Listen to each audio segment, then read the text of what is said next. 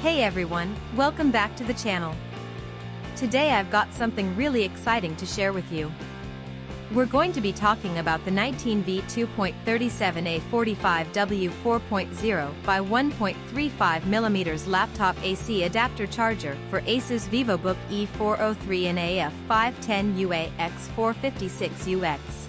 540LF200CA-Q301LPX202Q301TP300LD. Now, I know a lot of you have been struggling to find a product that actually delivers on its promises.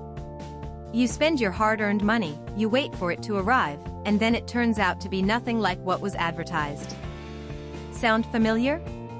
Well, that's exactly why I want to introduce you to this 19V 2.37A 45W 4.0 by 1.35mm laptop AC adapter charger for Asus VivoBook E403NAF 510UA-X4, 56UX540LF200CA-Q301LPX202Q301TP300LD.